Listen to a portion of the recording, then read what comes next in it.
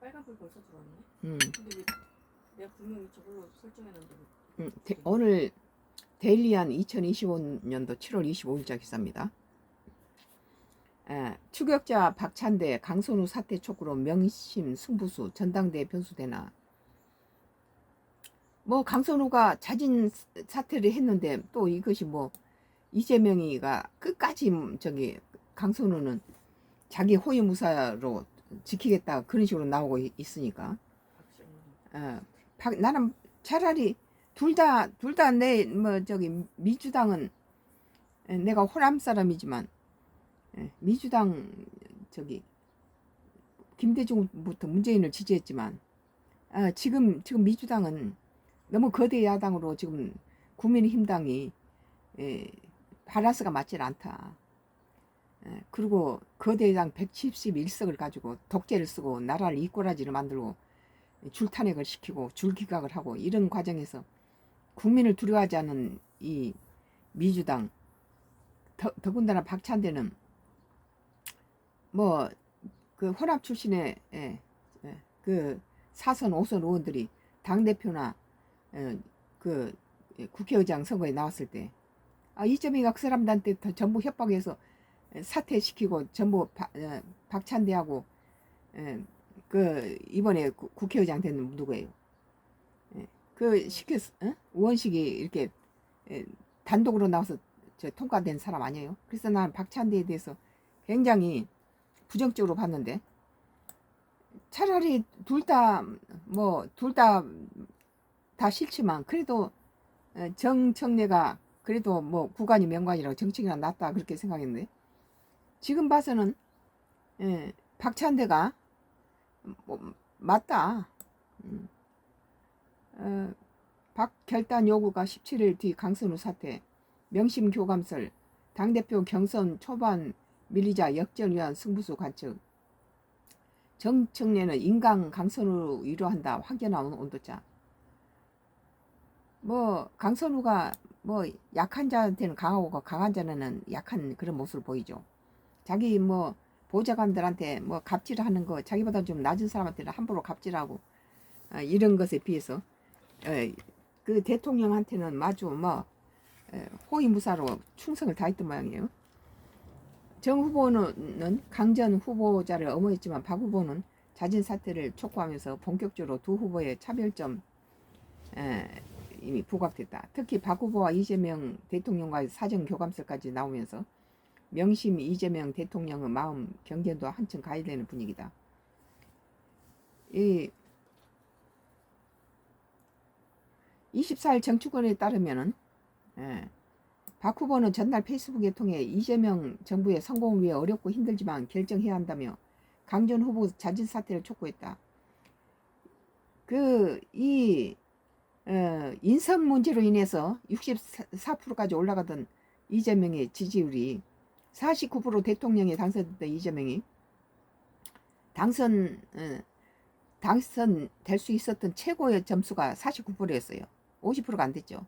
그런데 이 당선되고 나서 여러 가지 보수층들이 국민의힘당에 실망한 보수층들이 전부 이재명을 지지 세력으로 돌았어요. 뭐 60, 70대 노인들까지 다. 그래서 64%까지 올라갔던 것이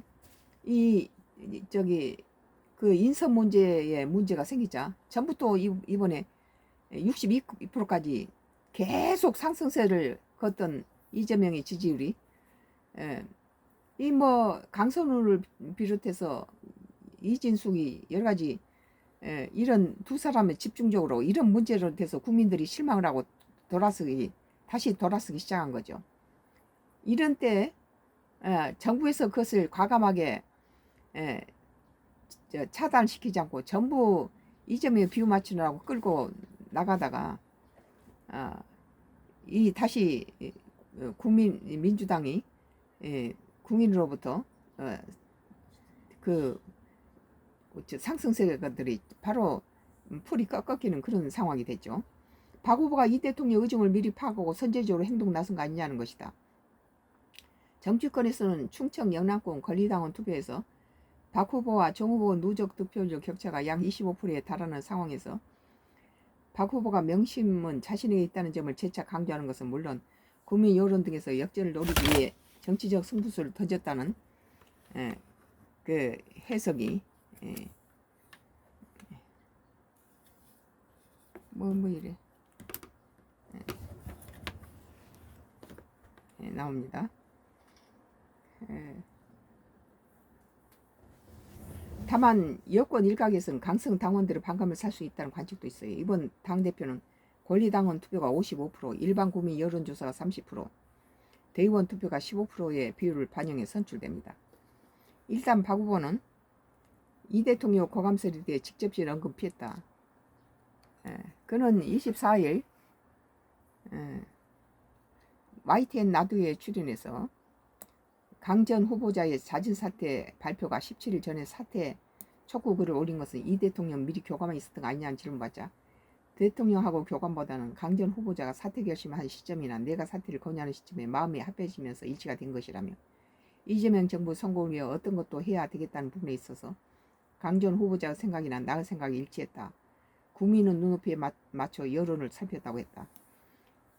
이번에 강선우를 끝까지 밀고 갔으면 많은 표가 떨어졌어요. 이건 잘한 것이라 보여. 박 후보는 이날 국회 소통관에서 국민을 우습게 알잖아요. 국민 여론을 참작하겠다 해놓고는 이준숙이는 가다가 그 사퇴를 시키고 그러고 나서 이 강선우를 가지고 끝까지 밀고 갔을 때 그 민주당이 실망한 국민의힘당을 지지했던 보수층들이 다시 돌아서는 그런 모습을 보였죠. 근데 이번에 이것은 마지막에 그래도 다시 또 64까지 올라가다가 내리 추락을 하던 이재명이 다시 65% 오늘 보니까 올라갔어요. 박 후보는 이날 국회 소통관에 기자들과 만나 명심은 국민에게 있다며 대통령의 마음이 어디 있느냐 유불리 영향을 미칠 수 있겠지만 집권 여당 대표를 뽑는데 그걸 명분으로 할 수 없지 않겠냐고 명심이 자신에게 있다는 점을 애둘러 강조하며 굳이 직접적으로 내세우지 않겠다는 뜻으로 밝혔다.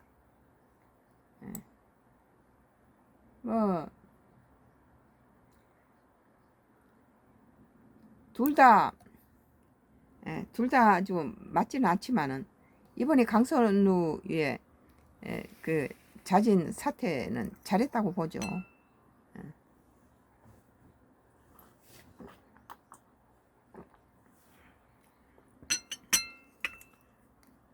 어디까지 떨어지나 지지율 17% 부근 국민의힘당은 이거 미쳤어요. 얘들은.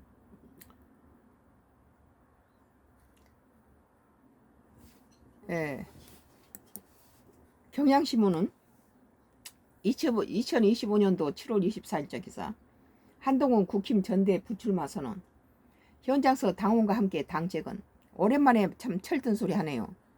국민의힘당이 당을 위해서 안 하고 전부 이기적인데 그나마 한동훈이가 지금 헤드라인 그 타이틀 가지고는 그래도 다시 한동훈이를 다시 보게 되네요.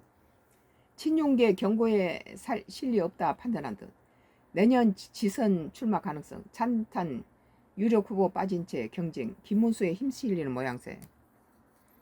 김문수는 막아야 됩니다. 그건 아주 사기꾼이에요. 국민들한테 20번이나 한덕수하고 단일화한다 해놓고 딱 대선 후보로 되자 마치 대통령이나 된 것처럼 뒤로 누워버리면서 딴지 걸었잖아요. 이 국민의힘당을 망친 것은 김문수가 첫 번째고 한동훈 전 국민의힘 대표가 24일 차기 당대표 선거 불출마를 선언했다. 자신이 나서 당을 변화시키기엔 윤석열 대통령의 탄핵 반대한 기조 주류 세력이 아직 강하다고 판단한 걸 보인다. 지난 대선 후보였던 김문수 전 고용노동부 장관이 당대표 경쟁에 다소 유리해졌다는 분석이 나온다. 김문수가 국민의힘당 당대표 된다면 나는 국민의힘당 지지를 이제 그만둘 거예요. 그런데 또 오늘 보니까 17%로 떨어졌더라고요. 국민의힘당이 지지율이. 한 전 대표는 이날 페이스북에서 8월 당대표 선거에 출마하지 않다며 그 대신 나라의 앞날을 걱정하는 많은 동료 시민들, 당원들과 함께 정치를 쇄신하고 우리 당을 재건하겠다고 말했다. 왜 한덕수 때는 그렇게 못했나요? 아직 친윤석열계 등 당주류가 경고해서 당대표가 되더라도 당격이 어렵고 내년 지방선거 승리를 이끌기도 어렵다고 판단한 걸 보인다.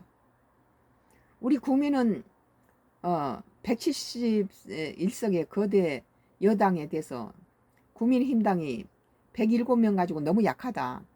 그 서로와 타협을 하고 정치를 위해서 논의할 수 있는 대상이 못 돼버리잖아요. 과반수를 넘지 못하니까 171석을 가진 사람이 가진 여당이 모든 걸 다 창도 갖고 방패도 갖고 지팡이까지 갖고 있잖아요. 뭐 대통령 거부권도 할 수가 없잖아요. 이게 민주당이 대통령직을 가져가 버리니까. 그리고 거대 야당 171석을 가지고 다 밀어붙이게 하면 다 통과되죠. 거기다가 법사위원장까지 갖고 2년 만에 바꿔야 되는데 지금 국민의힘당한테 줘야 마땅해요. 그런데 그걸 끝까지 전부 무슨 창도 없어 방패도 없어 무슨 지팡이도 없는 놈의 국민의힘당이 지그들끼리 싸움질을 하고 또 김문수를 갖다 당대표로 한다면 그나마 우리 같은 사람도 이제 손 뗀다 이거예요. 국민의힘당 가망 없다. 한 전 대표는 전당대에서 특정 후보를 지지하지 않지만 그래도 한동훈이가 이런 말을 해줘서 우리 국민은 조금 마음이 누그러지네요. 전부 이기적이고 지 자신만이 하고 당은 내팽기고 국민은 안중에도 없이 머리만 좋으면 뭐합니까? 구구 후보를 저지하는 행보는 계속할 것으로 보인다. 지금 구구 따지고 무슨 빨갱이 따지고 뭐 따질 때가 아니에요. 171석 거대 야당이 마음대로 그거보다 더한 짓을 하고 있는데 마음대로 법을 바꾸고 사법, 입법, 행정, 삼권 분립된 나라에 거대 입법이 독재를 쓰면서 다 뭉개버리고 줄탄핵을 시켰잖아요. 31명을. 그리고 지금 그렇게 국민의힘당이 당하고도 아직도 내부에다 칼질을 하고 니는 이래서 자기 유익을 위해서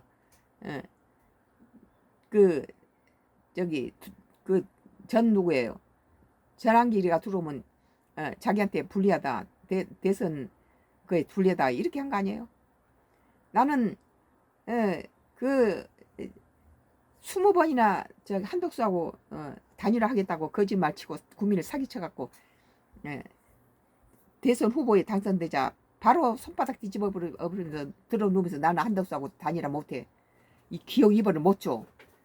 그 짓을 거짓말치는 사기꾼 김문수가 되는 것보다 전환기리가 된 게 낫다고 봐요. 전환기는 그 짓거리는 안 하잖아요.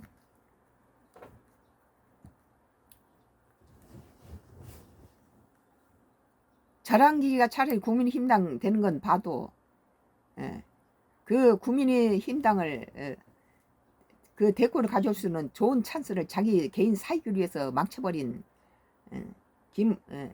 김문수는 김문수가 국민의힘당 대표되면 우리 같은 사람 민주당 호남 사람이고 그 김대중도 문재인까지 지지했던 사람 미쳤다고 국민의힘당을 더 뭘 보고 하겠어요. 이재명이나 김문수나 차라리 이재명이가 낫지. 그래도 한동훈이가 이렇게 속셈이야 무슨 자기의 이득이 먼저 계산됐겠죠. 머리가 좋으니까. 그는 태행 세력들이 구구 스크럼을 짠다며 우리는 희망의 개혁연대를 만들어 전진해야 한다며 제가 현장에서 마중물을 퍼올리겠다고 밝혔다. 마중물 퍼올리려면 한덕수 때 다 사표내서 한덕수를 밀었어야지. 측근들은 한 전 대표가 최근 안철수 의원, 유승민 전 의원과 해동한 연장선에서 당내 개혁 세력과 만나고 국민과 당을 만나는 일정은 소화할 것으로 설명했다. 이 안철수도 기회주자예요. 한 전 대표 측근들이 최고위원 후보로 출마할 수 있기 때문에 그 후보들 지원도 할 것으로 예상된다. 장기적으로는 내년 지방선거와 함께 열릴 국회의원 재보궐선거에 나설 준비를 할 것이라는 전망도 나온다. 국민들은 너무 허약한 야당한테다가 과반수로도 채워줘야 된다 그런 느낌이 있는데 지금 국민의힘당은 받을 자세가 돼 있지 않아. 윤 전 대통령 탄핵 찬성파의 대표주자가 꽂혀온 한 전 대표 부출마로 인해 찬탄 대반탄 전당대회 구도에서 반탄의 대표주자인 김 전 장관의 더 힘이 실리는 모양새가 됐다. 한 전 대표를 지지하는 당원들의 표심은 친한동계인 조경태 의원과 안철수 의원, 주지우 진우 의원 등으로 분산될 것으로 예상된다.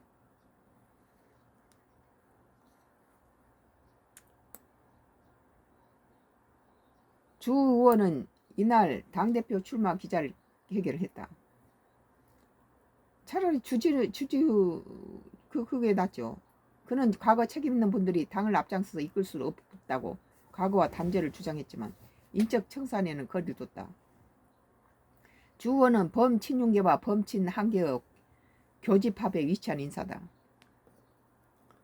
똑똑하더라고요. 주진우 의원이. 탄핵 한파인 후보인 안 의원은 이날 오세훈 서울시장과 서울시청에서 오차를 함께하며 안철수가 미꾸라지예요. 아주 기회주의자예요. 오차를 함께하며 당의 쇄신 필요성에 공감대를 형성했다. 오 시장은 오찬에 앞서 페이스북에 지금은 정권 실패와 대선 패배에 책임 있는 분들이 물러서야 할 시점이라고 적었다. 오 시장이 전당대회를 앞두고 찬탄 진영에 힘을 실은 것으로 해석된다. 국민의힘당에서 한 사람이 저 민주당에 간대. 민주당 그 사람을 저기 거부하고 그런 거 없이 다 받아들이잖아요. 지금 찬밥 더운밥 따질 상황이 아닌데, 예, 저기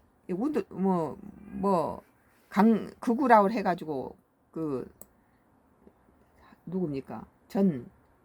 전한길이 그 사람이 물론 극우고 이 보수층하고 맞지 않는 부분은 많이 있어요. 자기가 입조심을 좀 하고 가서 이끈다면은 국민의힘당에는 세를 더 키워주기 때문에 더 이득이죠. 지금 더운 밥 찬밥 가릴 때 됐어요. 일단 받아들여서 그 사람들을 국민의힘당하고 맞춰서 같이 나가서 힘을 키워야지.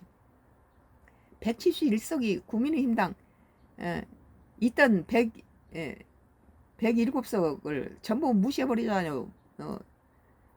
이 절반 이상이 차지되니까는 다 그냥 무시해버리고 자기들 단독으로 처리해버리잖아요. 이런 상태에서 경향신문 2025년도 7월 24일자 기사 한동훈 국힘 전대 불출마 선언 현장에서 당원과 함께 당 재건이라는 기사입니다. 썬가 크루스의 나의 정치 고민됐고 일본은 쌀 주고 차 지켰는데 한미 이 얘긴데요. 이것도 우리한테는 현실적인 거죠. KBS 뉴스에서 2025년도 7월 24일자 기사에 일본은 쌀 주고 차를 지켰는데 한미 시각차 큰 듯.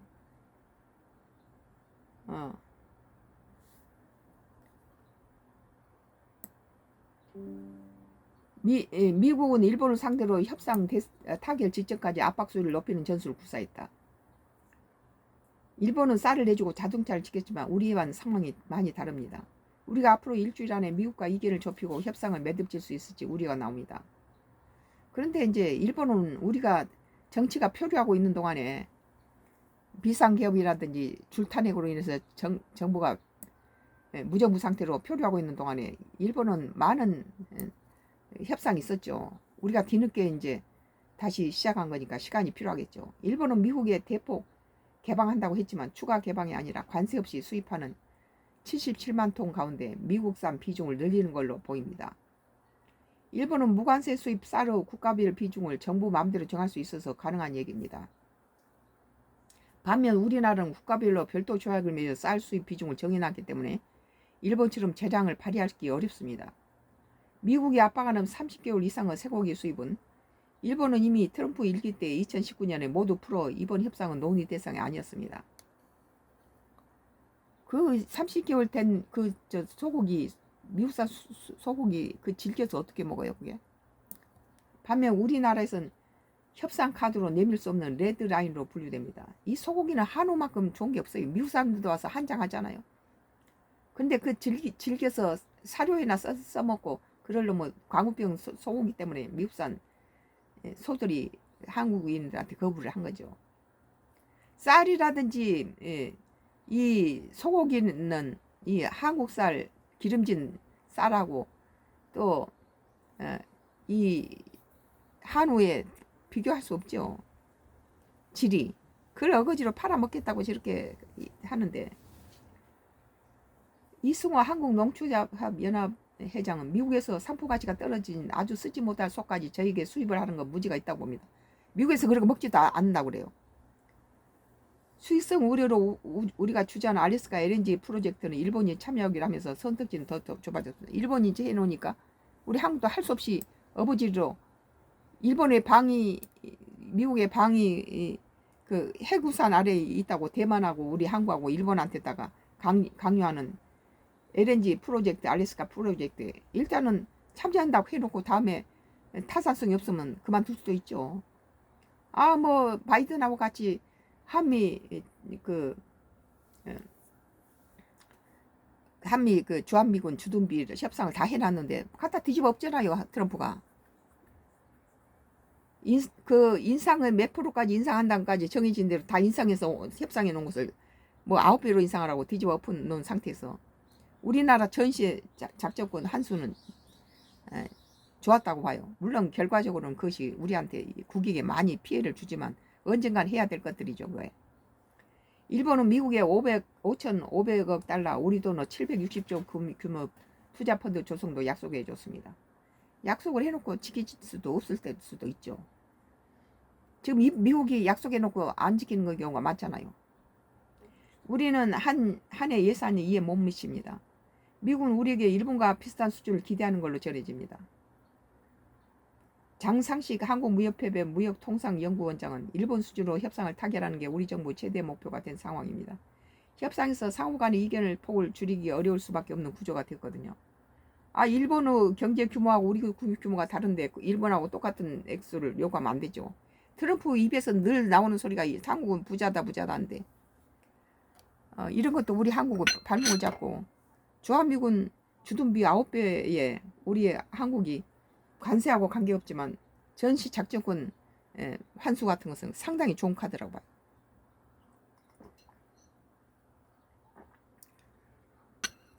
그러나 전시 작전권 환수를 다른 정부에서 자꾸 거부했던 것은 그걸로 인해서 긴 안목으로 보면 많은 피해가 예상되니까 많은 경제적 손실이 있으니까 그걸 미룬 것이죠. 그러나 전시 작전권 환수는 우리 한국인이 가져와야 된다 그런 견해에서 뭐 매도 먼저 맞는 게 낫지 않느냐. 전시 작전권 환수는 우리가 가져오고 이 트럼프가 더 이상 뭐 미국이 우리 주권에 대해서 뭐 우리가 저기 맥카드 장군이 신우주까지 밀어버리겠다 했을 때 트루먼 대통령이 뭐라 했습니까? 아, 우리는 그렇게 끝까지 밀을 필요 없이 소련한테다 절반 나눠줘라. 우리는 조그만 땅만 필요하다 한국에. 이렇게 해서 우리나라를 한미 미국과 저기 소련이 대리전을 치러서 우리 한반도가 이 지경이 됐잖아요. 주한미군의 주둔 이유 목적이 뭡니까? 이 미국이 동북아시아에 소련하고 세력 다툼을 하다가 우리 한국이 한반도가 희생양이 돼서 대리전을 치러준 겁니다. 그런데 어디 뭐 미국이 주한미군이 우리나라를 월남전에서 베트남에 닉슨 대통령이 아시아는 아시아인끼리 싸움해라 우리는 빠져버린다라고 빼버리니까 월남이 월맹이 월남을 먹어가지고 지금은 베트남이 세계적으로 얼마나 안정된 나라가 됐습니까? 지금도 만약에 미국이 관여했다면 그건 두 동강으로 나서 지금도 싸우고 있을 거야 아마.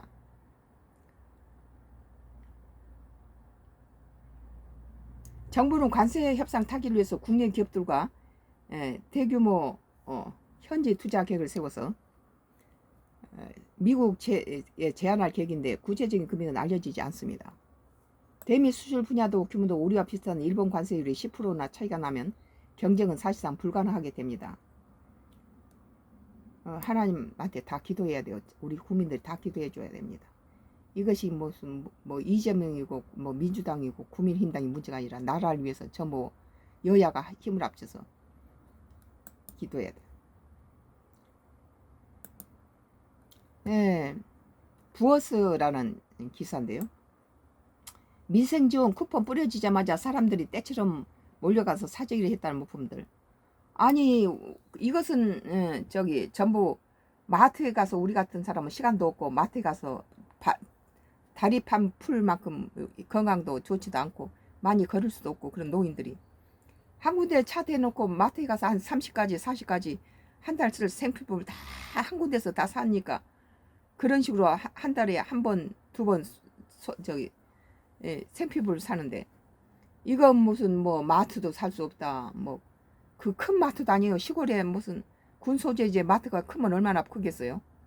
그럼 뭐 하나로라든지 무슨 그 지역의 큰 마트들은 전부 쓸 수 없게 만들으니 저기 저 변두리 장바닥에 가서 무슨 뭐 가서 이렇게 쓰게 하는데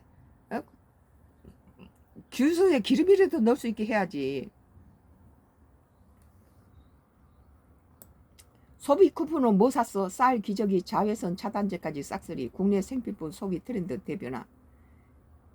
그래서 저기 소규모의 마트를 찾으려니까 빙빙 돌아서 찾아서 그런 데 가서 했는데 그 사람들은 좋지만 국민들한테 25% 이 국민들한테는 상당히 힘들게 만든다는 거예요.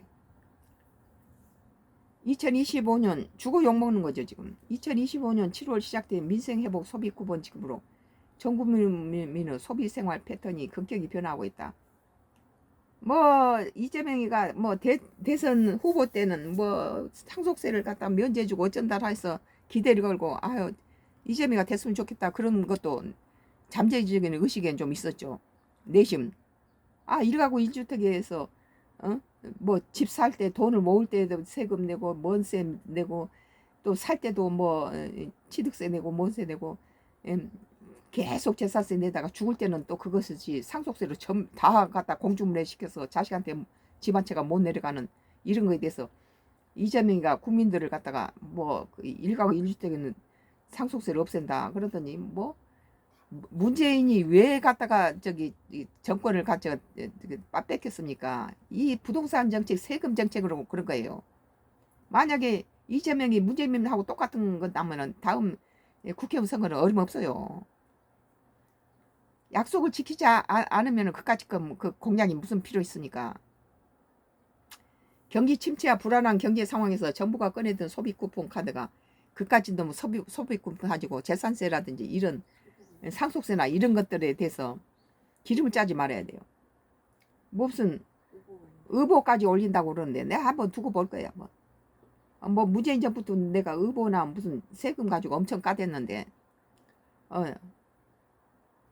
경기 침체와 불안한 경제 상황에서 정부가 꺼내든 소비 쿠폰 카드가 시장에 어떤 파장을 만들고 있는지 실제 소비자들이 무엇을 왜 어떻게 구매하는지 본격 분석한다.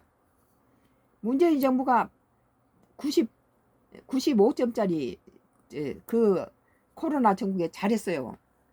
그럼에도 불구하고 이런 부동산 정책이라든지 세금 정책에 대해서 국민 갖다 피를 말렸잖아요. 중산층을 전부 서민으로 추락시켰어요. 편의점 생활 밀착형 유통 채널 소비 쿠폰 특수 누리다. 소비 쿠폰 도입 후 편의점 매출 폭등. 지급 개시 직후 전국 편의점과 슈퍼마켓에서 이틀 만에 매출이 전원 동기 대비 10% 이상 늘었다. 특별한 유행 제품이나 트렌드 상품이 아닌 실제 생활에 필요한 품목이 대거 팔려나간 특징이다. GS25, CU, 세븐일레븐 등 주요 편의점은 즉석밥, 김밥, 샌드위치 등 간편식 매출이 각각 최소 20%에서 최대 40%까지 상승했고 쌀, 잡곡, 정육 등 식자재와 한우, 돈육, 국탕, 찌개류 등 각종 식재료는 물론 프리미엄, 아이스크림, 즉석식품 등 매출도 예년보다 크게 증가했다. 위생과 보건 관련 제품 판매도 동반 상승. 이마트 24시사에서 자외선 차단제 매출은 200% 이상, 세제류도 40% 이상 상승했다. 생필품 비상시 대체 불가 품목 집중 소비. 이전에 평소 많이 팔리던 품목 이외에 있으면 좋은 예비로 드는 품목이 택배 방문 구매를 통해 함께 거래되는 광경이 곳곳에 포착됐다. 티슈, 세제, 샴푸, 여성용품, 기저귀 등 일반 소비재도 쿠폰 소진료로 인기를 끌었다. 11월 말까지 쓰지 않으면 없애버린다니까 부지런히 써야죠. 한 번의 대량 구매, 소비 트렌드 근본 변화. 고가 대형 포장, 가성비, 가심비 증시, 성향 뚜렷. 쿠폰 지급으로 소비자들은 평소에 쉽게 구매하지 않던 대용량 프리미엄 품목에 손을 뻗쳤다. 한우, 장어, 전복 등 평소 자주 즐기지 못했던 고가 식재료의 판매율이 눈에 띄게 올랐다. 아, 쿠폰 나오니까 명절 때 쓰려고 사놨겠죠. 아, 쌀, 즉석밥 등 장기 보관 가능한 식품과 작곡 관련 품목 판매도 폭증했다. 고기류, 간편식, 프리미엄 식자재 경우 기간 한정 가격 할인이 2+1 행사 등과 맞물려 구입이 행렬이 이어졌다. 아, 냉동실에다가는 1년 먹을 거 갈비부터 시작해서 뭐 모든 것들이 다 좀 육회 공구를 다 갖다가 해놓고 평소에는 쌈직한 걸 먹죠. 그런 때는 고가를 사서 갖다가 준비해놓고. 나눔 소비와 비축 트렌드 확산, 경제적 불황시세에 대비해서 생필품을 한 번에 쟁여두거나 가족 및 이웃과 함께 공동 구매, 나눔 소비에 나서는 사례가 많아졌다. 우리도 대량으로 구입하는 평생 그렇게 살았는데, 특히 어린 자녀가 있는 가정에서는 기저귀, 물티슈, 아기용 생필품 등이 인기 구입 품목으로 등극했다. 여름 시즌에 맞춰 겹치면서 자외선 차단제, 미용 보건용품도 일제히 매출이 급증했고,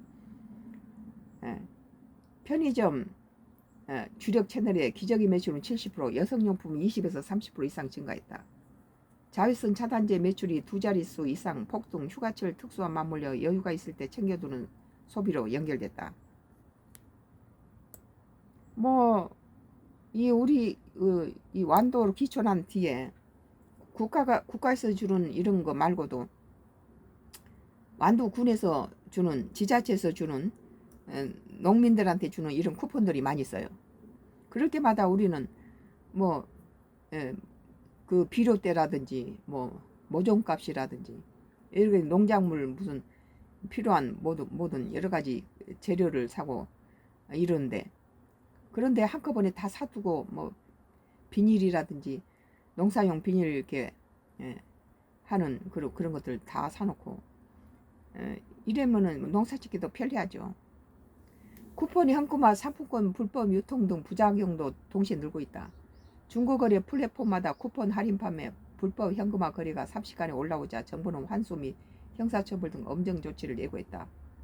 그전에는 이렇게 주면은 아무 데서나 쓸 수 있으니까 소비자들이 편하게 쓰는데, 이거는 찾으러 다녀야 되고 여러 가지 애를 먹고 이러니까 찾을 때도 큰 좋은 그런 대형 마트 같은 데서 차 대놓고 그냥 한꺼번에 30여 가지를 한꺼번에 사야 되는데, 노인들이 그거 들고 어디를 돌아다니겠어요. 날씨는 뜨거운데. 소비 쿠폰의 효과가 내수 진작 골목 상권 활성화로 온전히 연결되려면 관리 및 점검 체계 추가 강화가 불가피하다. 유통기업 맞춤형 할인 페이백 경쟁, 대형마트, 슈퍼, 편의점 등의 소비 쿠폰 특수 수혜를 극대화하기 위해서 제품 군별 묶음 할인, 카드사 제휴 할인, 페이백 이벤트, 택배 서비스 등 맞춤형 프로모션을 전개한다. 인기 있는 상품은 쌀 작곡류, 국탕찌개, 한우 돈육, 프리미엄 아이스크림, 기저귀 자외선 차단제, 기저귀 티슈 이런 것들이에요. 생필품 식자재 중심 소비가 내수 진작의 원동력.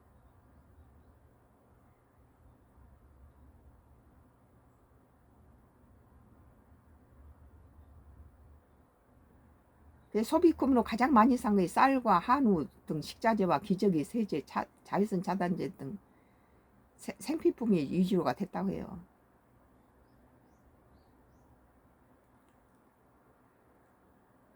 나는 앞으로 소비 쿠폰 줄 때는 일반 이렇게 군 소재지에 하나로 마트라든지 이런 것이 서울 거다고 다르잖아요. 근데 그런 데서 다 못 쓰게 다 막아가지고 소비자들한테 상당히 한 번에 가서 다 살 수 있는 것을 발이 부르트도록 사방에 갖다 차를 멀리 대놓고 가서 사서 그 끌어다 갖다 넣고, 그건 보통 일이 아니에요 이게.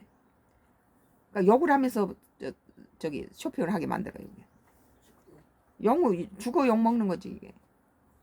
그리고 이거 상품권 줘놓고 갖다가 의료보험비 올리고 무슨 세금 재산세 올리고 이래봤자 오늘부터 또 영화 할인 쿠폰 응? 그까짓 영화 할인 부권이 무슨 소용이 있어.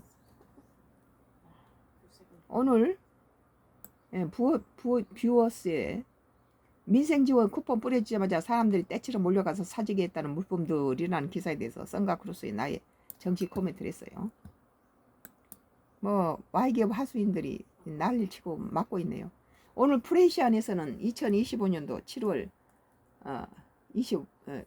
25일자 기사예요. 박지원이가 문 막말 최동석의 인사검증이 잘못되고 있다. 박지원은 강선우 사태엔 만시지탄 대통령 결정이 빨랐어야 맞죠? 빨랐어야 됐어요.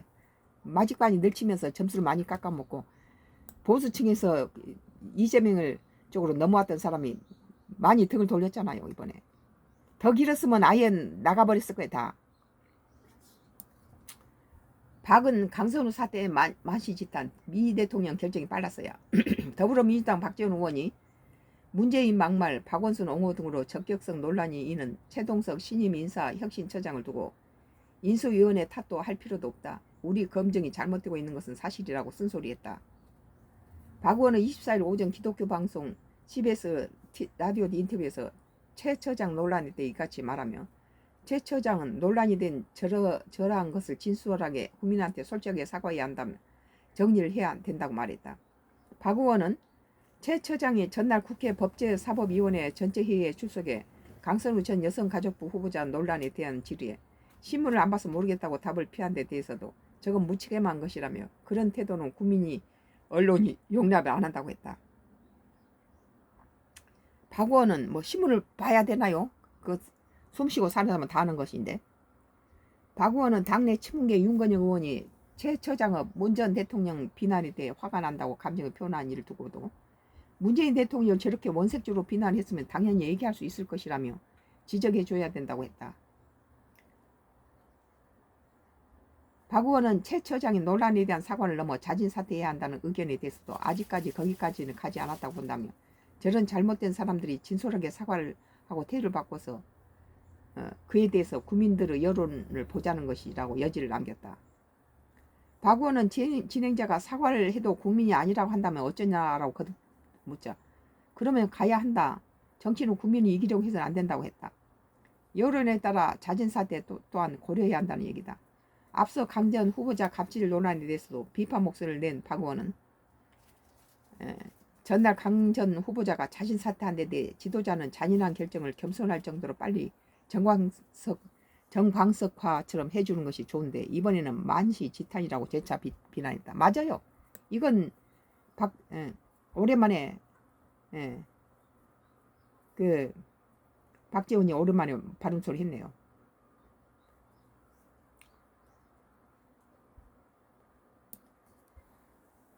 다만 박 의원은 강선우 장관의 사퇴를 반대하는 게 아니라 잘했다는 것이라며 그러나 교육부 장관은 지명 처리하고 강선우 장관 후보는 임명한다 이런 결정을 했으면 그대로 임명했어야 옳다고 주장해 눈길을 끌기도 했다. 애초 강 전 후보자를 이 대통령이 직접 지명 처리했어야 했고 그렇게 하지 않았다면 그대로 임명을 강행하는 것이 정무적으로는 나은 판단이라는 주장이다. 만약에 이재명 대통령이 강선우를 그대로 밀고 갔다면은 그 민주당의 많은 지금 이재명의 지지율이 계속 올라가고 있다가 강선우를 위해서 64가 62로 떨어지고 이 상승 곡선에서 하락을 하기 시작했는데 밀고 가면 그 어떻게 되겠어요? 여론에 떠밀려 인사를 바꾼 모양새로 국정 동력이 저하될 수 있다는 취지로 풀이된다. 여론에 떠밀린 게 오히려 낫죠. 이것을 계속 고집을 피운다면은 더 우시시 떨어지죠. 박 의원은 국민 뜻과 반대되는 그러한 것이지만 강선우 임명을 대통령께서 결정했잖냐라며 결정은 신중해야 되지만 결정해놓고 흔들리면 더 나빠진다고 설명했다. 나는 이번에 강선우 자진 사퇴가 잘된 거라 보여요. 만약 이것을 고집하며 끝까지 갔다면은 그 상승세를 타던 이재명이가 강선우로 인해서 추락하기 시작하면서 이거 추락하는 원인을 다 국민들은 인선에 문제가 있었다 다 그러잖아요. 저런 갑질하는 인물을 가지고 사방에서 양파 껍질처럼 까면 깔수록 나오잖아요. 집어를 개 못 쥐죠. 그래서 이미 결정한 대통령 정책을 언론이 또 국민이 싫어한다고 그걸 자꾸 바꾸면 안 된다고 했다 그러는데, 물론 그것도 일리는 있지만 그래도 옳지 않는 것은 바꿔서 인간적인 그런 모습을 보인 것을 국민들은 더 만만하게 보는 게 아니라, 저 사람은 후보 두 발 전진해서 한 발 후퇴도 할 수 있는 인물이구나, 그렇게 좋게 보죠. 한편 박 의원은 전날 강전 후보자 사퇴 과정에서 박찬대 당대표 후보가 먼저 강전 후보자의 사퇴에 공개적으로 촉구하고 이후 17분 만에 강전 후보자가 사퇴를 표명해 대통령실과 박 후보가 사전에 교감한 거 아닌가라는 평가가 나온 데 있어 그렇게는 보지는 않는다고 선을 그었다. 그 박찬대가 오랜만에 바른 소리 했어요. 그 이재명의 표를 깎아먹으면서 지가 거기에 있으면 있을수록 집어를 개 못 주죠. 그 모든 보좌진들이 하는 일이나 무슨 전 여가부 장관한테다가 시키면 시킨 대로 할 일이지 하고 이렇게 하는 거라든지 막 이름 헤아랄 나 국회의원이야 하면서 코로나에 음성 판단 받지도 않고는 들어가서 마음대로 휘젓고 다니고 이런 것들이 그 보좌진한테 임금을 주지 않아 가지고 6명 뽑으면 6명을 다 전부 모가지를 자르고 임금을 주지 않아서 2번이나 고소를 당한 것이 이 강성은 아니에요. 끝도 없어요. 박 의원은 그러면서도 그 흐름이 강 후보자가 사퇴하지 않으면 안 될 그런 소위 여론을 비듬쯤에 박찬대 의원이 탁 집어서 얘기한 거 아닌가라고 말해 결국 박 후보가 대통령 의중을 적중시킨 거라는 취지로 설명했다. 그는 1년의 사태가 전당대회 변수가 될 수 있을 것인지 묻는 질문에 우연의 일치를 하더라도 박 후보 측에서 그런 게 싫지 않을 것이다. 그러나 정 후보 측에서는 좀 민감하게 받아들일 수 있다고 애둘러 동의했다. 그런 민심의 흐름은 당원들의 생각은 변화무쌍하다고 덧붙였다. 나는 아주 박찬대가 호남 출신 4선 5선 의원들을 전부 다 후보에서 강제로 사퇴시키고 협박해서 사퇴시키고 박찬대가 단일 후보로 나와서 원내대표로 당선됐기 때문에 엄청 나는 싫어해요. 근데 지금 이번에 국민의 여론을 생각해서 강선우 사퇴해야 된다 이렇게 말한 거에 대해서는 잘했다고 보는 거예요. 오늘 여기서 정치 코멘트 썬가 크로스 정치 코멘트 여기서 끝내겠습니다.